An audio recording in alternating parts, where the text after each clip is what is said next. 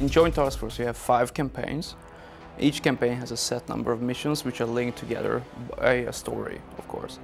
All the campaigns are modern combat environments which are very famous from TV or familiar to people, like Bosnia, the Middle East, etc.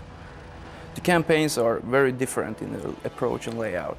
Some campaigns focus on aerial warfare, some campaigns focus on urban warfare, some campaigns focus on desert warfare, and with different enemies at different locations on the globe. The missions are built up from a lot of objectives. You have a force which is deployed on the map, and then you have received funding for your troops. Because we don't have resource management like other games, you don't have to build gold mines or barracks, anything. It's a very tactical game. Actually, the settings of all the 5 campaigns are completely different from each other. We wanted to make the game as diverse as possible, so you can find Afghanistan with its rocky setting, and you can find the jungle again, but you can also find Bosnia with snowy mountains and everything. So we wanted it to be as varied as possible, really.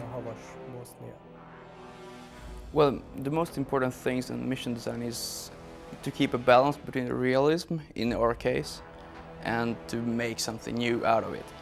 And since this is a military game, we will not have fluffy gummy bears or anything else. We have the tanks, we have the helicopters, and we have a military environment. There is a set palette for that. But what to do and how to make an escort mission fun, that's a challenge.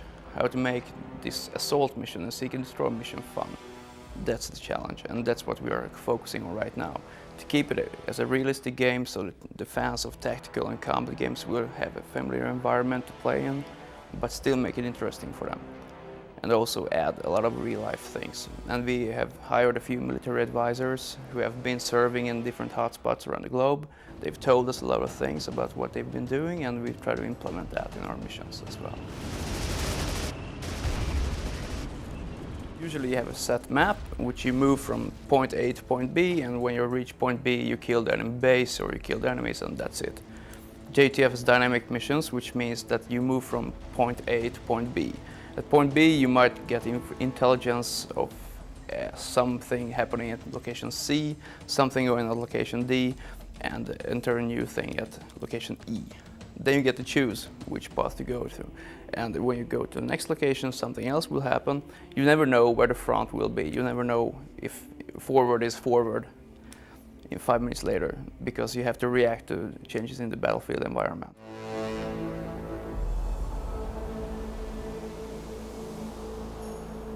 Well, a mission objective could be, say, capture a radar station. Okay, you're heading out for a radar station, but on the way you encounter some enemy forces in a village. Okay, fine, you clear them out. Then some villagers show up and they ask for escort out for this territory, and you find out that these villagers have been oppressed by the regime. Okay, then you call in the peacekeepers, they arrive with their armored cars, then you have to transport these guys out.